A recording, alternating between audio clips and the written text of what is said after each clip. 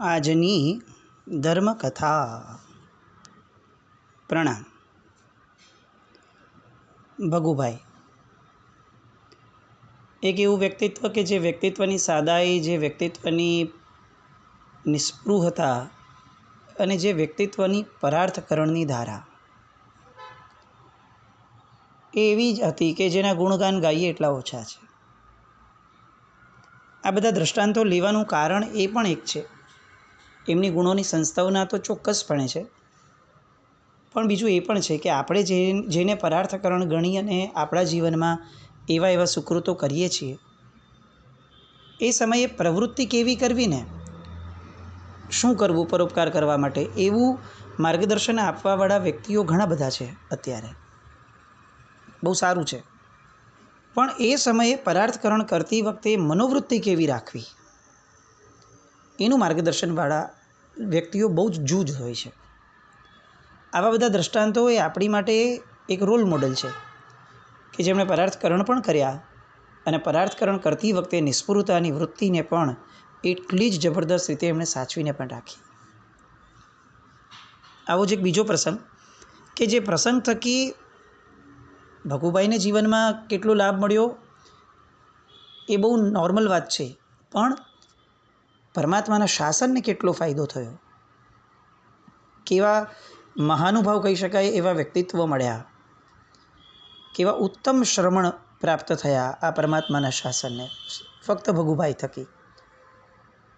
એનો એક નાનકડો પ્રસંગ વિશેષપણે લેવાનું મન થાય, કારણ કે એ દર્શાવે છે કે આ વ્યક્તિત્વની પુણ્ય પ્રભાવતા પણ કેટલી જબરદસ્ત હતી અને એમની વ્યક્તિને પરખવાની પાત્રતા, હોશિયારી એ પણ કેટલી પ્રબળ હતી. વાત છે પાટણ જિલ્લામાં આવેલા હારીજ ગામની, કે જ્યાં ફક્ત 14,000ની આસપાસના એ સમયની લોકોની વસ્તી હતી. ત્યારે ત્યાં એકવાર એક પેઢીની અંદરમાં હિસાબ કિતાબ રાખવાનું કામ કરતા ભાઈ મૂળચંદભાઈ, એ ભોગીલાલભાઈને પાટણથી મુંબઈ આવતા રસ્તામાં મળી ગયા. વાતચીતમાં જાણવા મળ્યું કે આ મૂળ ઉનાવા ગામના આ મૂળચંદભાઈ એ મેટ્રિક સુધી ભણેલા છે અને ગણિતમાં તો બહુ જ પાવરધા છે. એ ટ્રેનની જર્ની દરમિયાન જ ખ્યાલ આવ્યું કે આ માણસ તરીકે તો બહુ ખાનદાન છે અને હોશિયાર પણ છે. તો ભગુભાઈની પેઢીમાં નામું કરવા માટે એ મોટા ભાઈએ એમને કહી જોયું. ના, એવા હારીજ ગામમાંથી કાયમ માટે મુંબઈ જેવા શહેરમાં આવવાથી પરિવારનો ઉદ્ધાર થશે એવું આ મૂળચંદભાઈને લાગ્યું, એટલે એમણે હા પાડી અને થોડા સમય પછી એમણે આવ્યા અને આ ભગુભાઈને ત્યાં નોકરીમાં જોડાઈ પણ ગયા. 2 વર્ષ એવો સમય ગયો. પોતાની તીવ્ર બુદ્ધિથી આ મૂળચંદભાઈએ એકદમ વ્યવસ્થિત રીતે હિસાબ રાખ્યા અને એ પછીથી બાજુની જ નગીનદાસ કરમચંદની શેઠની પેઢીમાં પણ એમણે વફાદારીપૂર્વક કામ કરવાનું આગળ ચાલુ રાખ્યું. મૂળમાં મૂળચંદભાઈ જે હતા એ ચુસ્ત ગાંધીવાદી, પણ ભગુભાઈને એવું લાગ્યું કે આ વ્યક્તિની અંદરમાં ગાંધીવાદીપણું છે, એની સાથે સાથે કેટલીક બીજી ક્વોલિટી પણ છે કે જેના દ્વારા એ જૈન શાસનના શ્રાવક તરીકે બહુ જ વ્યવસ્થિત રીતે જોડાઈ શકશે. એટલે ધીરેથી રહી અને એને આરાધનાના માર્ગે વાળવાનું શરૂ કર્યું. કોઈ આગ્રહ નહીં, કોઈ ફોર્સ નહીં, કોઈ પ્રોમિનન્ટલી એમને પ્રેરણા કરવાની પણ વાત નહીં. ભગુભાઈની પોતાની આગવી પેટર્ન હતી. વ્યક્તિઓને આવર્જિત કર્યા વિના આપણે એમની પાસે કામો કરાવડાવવાનો વિચાર કરીએ ને તો એ આપણી કમનસીબી છે, કારણ કે આપણને કામ કરવું છે પણ કામની પદ્ધતિ નથી વાપરવી. દરેક કામ એ કામની દૃષ્ટિએ થાય, એ કામની પદ્ધતિથી થાય, આપણી પદ્ધતિથી ન થાય. આવું આપણે મૂળમાં સમજવું જોઈએ, કારણ કે આપણને એવી આદત પડી ગઈ છે કે આપણે દરેક કામને આપણી જ પદ્ધતિથી કરવાનું અને પછી ફેલ જાય તો એ કામને અથવા એ કામ જેણે કર્યું છે અથવા આપ્યું છે એ વ્યક્તિ માટે આપણે નબળું બોલવાનું. પણ કામની પદ્ધતિઓ કેવી રીતે હોવી જોઈએ એ શીખવાનો અને સમજવાનો પ્રયત્ન એ આપણને સમહાવ અત્યારે ફાવતો જ નથી, પણ ભગુભાઈને એ ફાવતો હતો. એટલે એકદમ સરસ રીતે એમને ખ્યાલ પણ ન આવે એ મૂળચંદભાઈને એ રીતે પણ એમણે આસ્તેકથી એમને આરાધનાના માર્ગે વાળ્યા. રોજ સવારે વ્યાખ્યાન, તિથિએ પૌષધ અથવા આંબિલ કરવાનું હોય, અષ્ટપ્રકારી પૂજા કરવાની હોય, સાંજે કે સવારે પ્રતિક્રમણ કરવાના હોય, ભાવનામાં ભક્તિ ગીતો ગાવાના હોય, આ બધી વસ્તુઓની અંદરમાં એ મૂળચંદભાઈને સાથે રાખતા થયા. બહુ સાહજિક રીતે. અને પાઠશાળામાં અભ્યાસ કરવાનું આવે ત્યારે ચીમનભાઈ પટવા જે એમની સાથે હતા એમને પણ જણાવ્યું હતું કે તમારે આ મૂળચંદભાઈને એ રીતે જ ભણાવવો કે જે ભણાવવા દ્વારા એમના વૈરાગ્ય રસનું બરોબર એકદમ જતન થાય. સમય વીતતો ગયો. મૂળચંદભાઈની પોતાની યોગ્યતા પોતાની રીતે ખીલતી ગઈ અને પોતાની રુચિ પણ બદલાતી ગઈ અને એમને આમ ને આમ આગળ વધતા વધતા દીક્ષાના ભાવ થયા. એ સમયે પૂજ્ય સાગરાનંદ સુરીશ્વરજી મહારાજ સાહેબ એમની પાસે ચીમનભાઈએ સંયમ લેવાનું નક્કી કર્યું. ચીમનભાઈનું નામ ઘોષિત થયું મુનિરાજ ચંદ્રસાગરજી મહારાજ. એમના પગલે પગલે થોડા જ સમયની અંદરમાં પાછળથી આ મૂળચંદભાઈએ પોતાના મોટા પુત્રને શંખેશ્વરમાં અને એનો જે બીજો નાનો પુત્ર હતો જે મોટાથી 6 વર્ષ નાનો હતો એવો બીજો પુત્ર, પોતાની પુત્રી અને પોતાની પત્ની એ બધા સાથે પોતે પણ દીક્ષા લેવાનું નક્કી કર્યું. એક ભગુભાઈની પ્રેરણા અને ભગુભાઈનું એ સૌજન્ય, એ એમની કાર્યદક્ષતા, આ એક બહુ સરસ મજાનો શબ્દ છે. કાર્યકર હોવું અને કાર્યદક્ષ હોવું આ બેમાં બહુ પાયાની એક ભેદરેખા છે. કાર્યકર કોઈ પણ થઈ શકે પણ કાર્યદક્ષ થવા માટે કેટલીક ક્વોલિટીઝ આપણે પોતે જનરેટ કરવી પડે. કાર્યની કુશળ થવું.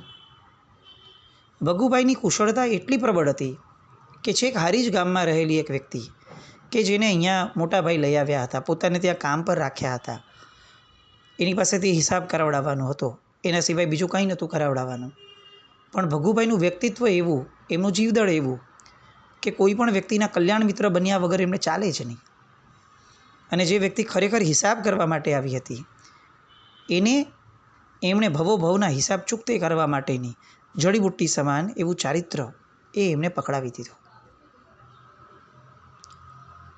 સાંભળતા બહુ સામાન્ય લાગતી આ વાત, પણ કેટલી વિશિષ્ટ પ્રબળતા છે. એક હારીજ ગામમાં વસતો વ્યક્તિ કમાવા માટે મુંબઈ આવે ત્યારે એનું ધ્યેય ફક્ત કમાવાનું જ હોય એ આપણે પણ સમજી શકીએ. એ ધ્યેયમાંથી આખો ને આખો પલટો લાવી અને પોતે એકલા નહીં, પોતાના 2 પુત્રો, પોતાની પુત્રી અને પત્ની સાથે દીક્ષા લેવી, આ કમાલ. હવે આ કમાલની જે જેન્યુઇન વેલ્યુ છે ને એ હવે સમજાશે આપણને. હવે આ લોકોના નામ સાંભળશું ને એટલે કેટલુંક વસ્તુમાં આપણને એમ અહોભાવ જેન્યુઇનલી આવી જશે, નોર્મલી બી આવી જશે કે ઓહો, આવું વ્યક્તિત્વ પરમાત્માના શાસનને એ પન્યાસી મહારાજ આ ભગુભાઈ થકી મળ્યું.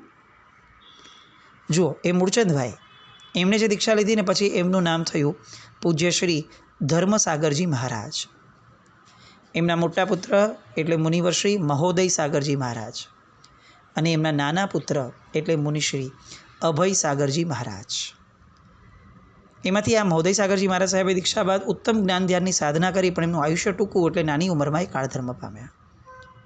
પણ આ નવકાર મંત્રના પ્રખર સાધક બન્યા પૂજ્ય અભય સાગરજી મહારાજ કે જે આખો વારસો એમણે લીધો પોતાના પિતાશ્રી પૂજ્ય ધર્મસાગરજી મહારાજ પાસેથી. અભય સાગરજી મહારાજ એટલે સંસ્કૃત, માગધી, પ્રાકૃત ભાષામાં અપૂર્વ પ્રવીણતા મેળવી અને કાળક્રમે આગમ ગ્રંથોના જે સુજ્ઞ જ્ઞાતા તરીકે પ્રસિદ્ધ થયા એ અભય સાગરજી મહારાજ. એ અભય સાગરજી મહારાજને સંયમ પંથમાં વાળનાર એમના પિતાશ્રી ધર્મસાગરજી મહારાજ અને આ ધર્મસાગરજી મહારાજને ધર્મના પંથે વાળનાર એટલે પૂજ્ય પન્યાસજી ભદ્રંકર વિજયજી મહારાજ સાહેબનો સંસારી સમય પર્યાય ભગુભાઈ. એ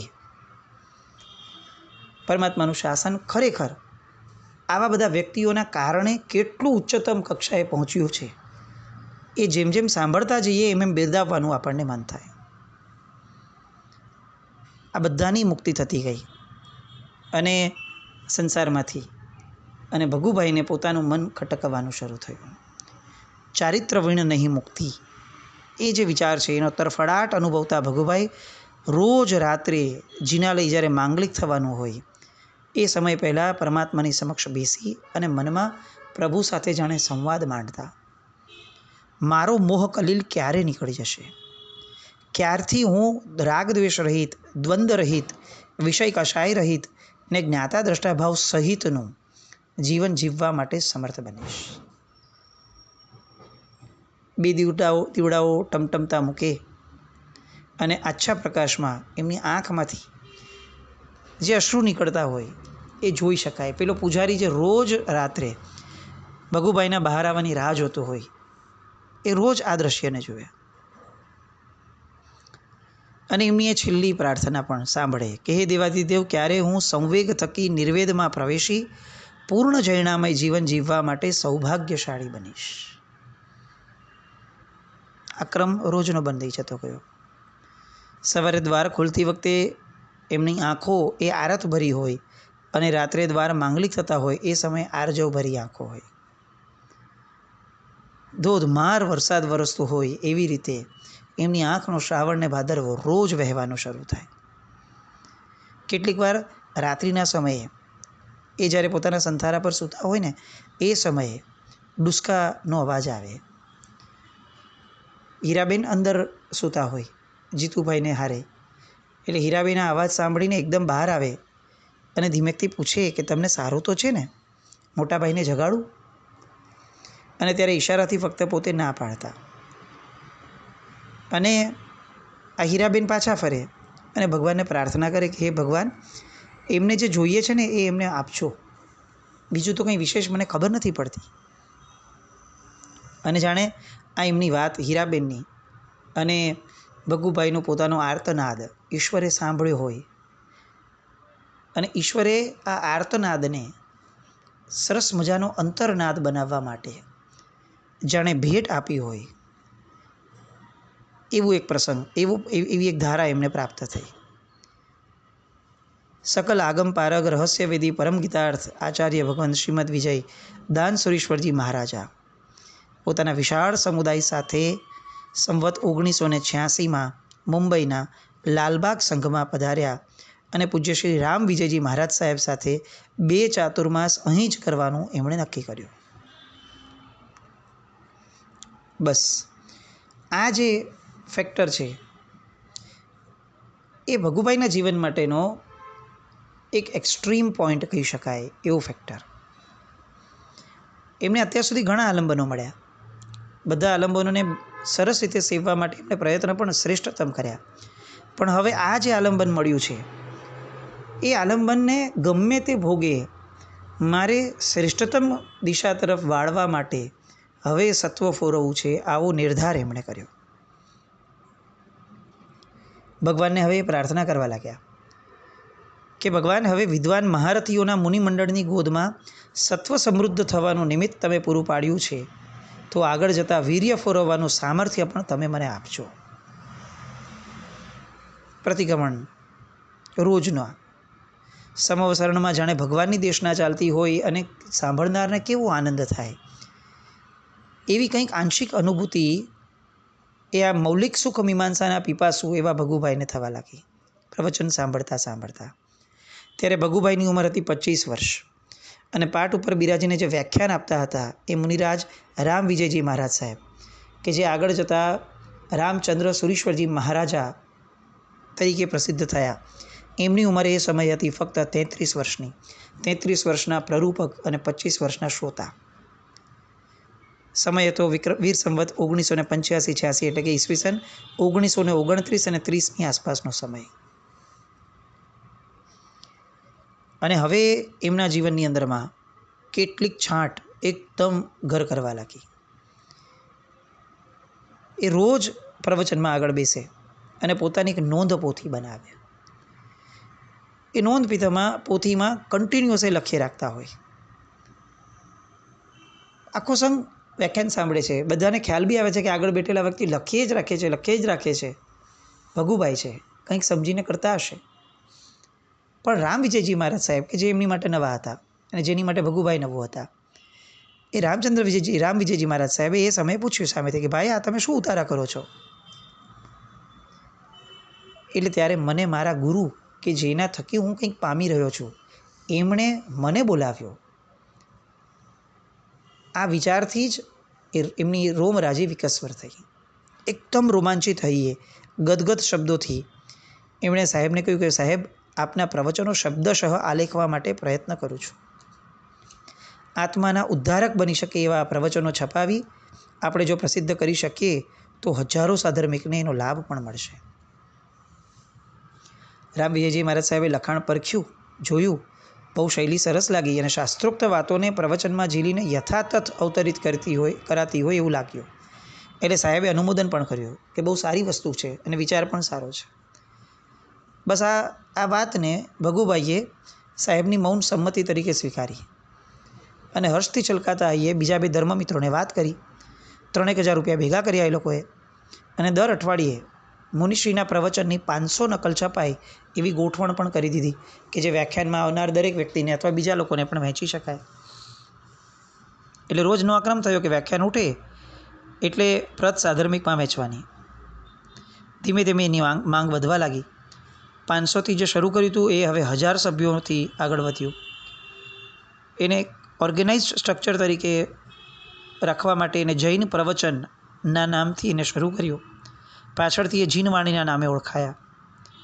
ભગુભાઈના પુરુષાર્થના કારણે જે આ શરૂ થઈ ને ધારા, એ 42થી વધારે વર્ષ સુધી એ આગળ ચાલી. સભ્યો પણ ઉત્તરોત્તર વધવા લાગ્યા. હવે કામ એટલું બધું વધવા લાગ્યું કે પારસી ગલીની એક પેઢીમાં પોતે એક ભાઈને રાખ્યા કે જે આ બધું કામ સંભાળી શકે. પ્રેસમાંથી એ ભાઈ વિષય સામગ્રી લાવી સરનામા લખી પોસ્ટ કરવા સુધીના બધા જ કામો કરતા. સંઘની બહુ જ મોટી સેવા થઈ. જે વ્યાખ્યાનમાં નહોતા આવી શકતા એમના માટે એક શ્રેષ્ઠ આલંબન થયું અને સૌના હૃદયમાં ભગુભાઈ વસી ગયા. પણ ભગુભાઈને એની જેટલી કિંમત હતી એના કરતાં કંઈક ગણી કિંમત હતી પોતાના ભીતરને શણગારવાની. અંદરમાં તો જાણે અધ્યાત્મનો ઉત્સવ ઉજવવાનો શરૂ થઈ ગયો. એક અકળ નાદ જાગી ગયો હતો અંદરથી આત્મજાગૃતિનો અને દિન રાત એનું ઘેલું લાગે. હવેથી તો એ બપોરે પણ 2 કલાક બેસીને શાસ્ત્ર વિચારણા કરવા માંડતા. એ સમયના મહત્ત્વના પ્રશ્નો એની પણ એ ચર્ચાઓ કરતા. અપ્રતિમ ધૈર્ય અને સ્થૈર્ય એ મુનિવરોને પણ આકર્ષવા લાગ્યું. શાસન માટેનો એમનો રાગ એ પણ પ્રશસ્ય લાગવા લાગ્યો. આમ પણ ઊંચી સપ્રમાણ દેહયષ્ટિ, ઓજસ્વી પ્રતિભા અને વિનમ્ર પ્રકૃતિ કયા મહાત્માને ન ગમે. અને સંસારમાંથી હવે જેમ જેમ આ ધર્મરસનું પાન કરતા ગયા તેમ તેમ એ પેઢીમાં જવાનો સમય પણ ઘટાડતા ગયા. એક દિવસ આવ્યો કે જ્યારે એમણે સ્પષ્ટપણે કહી દીધું કે રૂ, અળસી તથા ઘઉંની બજારમાં દલાલીની આવક વધે છે, તેમ છતાં પણ ચાલુ વાયદાના બધા જ સોદા પતી જાય એટલે આ દલાલીનો ધંધો બંધ. અને એક દિવસે એવું થયું કે એમણે જે કીધું એ પ્રમાણે સારામાં સારો દીકતો ધંધો ચાલતો હોવા છતાં એમણે દલાલીનો ધંધો બંધ કર્યો. આ એક કદાચ આશ્ચર્ય થયું હશે કે કોઈ એક પેઢી બંધ થાય ને તો એ પેઢીને બહુ આશ્ચર્ય અને દુઃખ થાય કે આપણે આટલા વખતથી ચાલુ હતા અને અચાનક બંધ થઈ ગયા. પણ ભગુભાઈની પ્રકૃતિ એવી, એમની પુણ્ય પ્રકૃતિની સાથે સાથે એમની શુદ્ધિ પ્રકૃતિ એવી કે એમની પેઢી બંધ થવાના કારણે લોકોની અંદરમાં ખળભળાટ મચ્યો. બજારના કરોડપતિઓ જે હતા વેપારીઓ, એમને પણ મૂંઝવણ થઈ કે ભાઈ હવે મૂંઝવણના સમયે અમે કોની સલાહ લેવા જશું? આ પેઢી હતી, આ દલાલી થતી હતી તો અમે કેટલીક જગ્યાએ એમની સાચી સલાહ લઈ શકતા હતા. પ્રામાણિકતાના પરિચય સમી આ પેઢી હતી. પણ એકના બે ન થયા ભગુભાઈ. વર્ષો સુધી પાછળથી પણ આ પેઢીની ન્યાયમત્તા અને વફાદારીના દાખલાઓ બજારમાં દેવાતા હતા. પણ ભગુભાઈને એનાથી કોઈ નિસ્બત જ ન હતો. ગુરુ ભગવંતોના સમાગમે, જીનવાણીના શ્રવણે અને ભક્તિના ઉમંગે મુક્તિના મધુર માર્ગે જવાની ભગુભાઈની તત્પરતા હવે જાગવા લાગી. પરિવારમાં કહેવાનું બાકી હતું. અને એક દિવસ એવો થયો કે જ્યારે ભગુભાઈએ પોતાના પરિવારજનોને એકઠા કર્યા અને પોતાનો સંયમ લેવાનો જે સંકલ્પ છે એ સંકલ્પ એમણે જણાવ્યો. પણ એ જણાવવા માટેની જે પૂર્વ ભૂમિકા છે, જે એમની પદ્ધતિ હતી કે કોઈ પણ વાતને પૂર્વ ભૂમિકા સાથે મૂકે. અને પૂર્વ ભૂમિકા એવી કે જેમાં જે દ્રષ્ટાંત મુકાય એ દ્રષ્ટાંતના કારણે અત્યારે જે વાત મૂકવી છે એ વાત એકદમ શીરાની જેમ ગળે ઉતરી જાય. પરિવાર આખાને ભેગો કરીને એમણે કહ્યું કે જુઓ, હું આજે એક એવી વાત તમને કહેવા માગું છું જે મેં ક્યારેય નથી કીધી. વાત છે આપણા પાટણની. જ્યારે આપણે પાટણમાં રહેતા હતા ત્યારના એક રવિવારની આ વાત છે. મારી ઉંમર 7-8 વર્ષની માંડ હતી. પાઠશાળા હતી એ દિવસે સવારે 9થી 10:30ની. પણ 11:30 થવા આવ્યા ને તો પણ હું ઘરે નહોતો પહોંચ્યો. એટલે મારી મા મને શોધતા પાઠશાળા આવી ગઈ અને એ સમયે હું ભીત તરફ વળીને ગાથા ગોખતો હતો. એ જોઈ અને મારી મા, એની આંખમાં હર્ષના અશ્રુ આવી ગયા હતા અને છાતી સરસો ચાપીને એમણે મને એક વસ્તુ કહી હતી, એક વાત, કે દીકરા, મોક્ષ પર્યંત ભવો ભવ તું જ મારો દીકરો થજે. આ વાક્ય ઉપર છે ને આજે અટકીએ. આ વાર્તા લાંબી છે, વાતો આગળ વધે છે અને છેક આ જૈણા પાલનનો જે સંસ્કાર એમની માતાએ આપ્યો એનું જે દ્રષ્ટાંત છે ને એ દ્રષ્ટાંત સુધી લઈ જશે. પણ આ વાક્ય ઉપર જેન્યુઇનલી અટકવા જેવું છે. આપણે ભગવાનને every year, every day, every moment માટે આપણી ઈચ્છા હોય કે આપણે એમને એમ કહીએ કે ભવો ભવ તું મને મળજે. પણ કેટલા વ્યક્તિઓ એવા જીવનમાં હશે કે જે વ્યક્તિઓ આપણને કહે કે ભાઈ ભવો ભવ તું મને મળજે. પ્રભુ એ એવા વિશિષ્ટ છે કે આપણને મન થાય કે ભવો ભવ એ આપણને મળે. આપણે જીવનમાં કેટલા વિશિષ્ટ બન્યા કે જેના કારણે લોકોને એવું જેન્યુઇનલી લાગે કે તમે મને ભવો ભવ મળજો. અને એનાથી પણ આગળ વધતા આપણા ઉપકારીઓને એવું લાગે કે ભાઈ તું મને ભવો ભવ મળજે. આનાથી મોટી સિદ્ધિ આ જીવનની, આનાથી મોટી સફળતા મનુષ્ય ભવની બીજી કઈ રીતે માપવી? સફળતાના માપદંડ એ કદાચ આવી પદ્ધતિથી માપવાની આદત આપણે પાડવી પડશે. દીકરા, મોક્ષ પર્યંત ભવો ભવ તું જ મારો દીકરો થશે. આ વાત માટે એમણે જે યોગ્યતા કેળવી એ યોગ્યતાને આજના દિવસમાં પહોંચતા રહીએ અને આવી યોગ્યતાઓ આપણા જીવનમાં કેળવાય એવી શુભ મંગલ કામના સાથે જીન આજ્ઞા વિરુદ્ધ કંઈ પણ બોલાયું હોય તો મિચ્છામિ દુક્કડમ. જૈનમ જયતિ શાસનમ.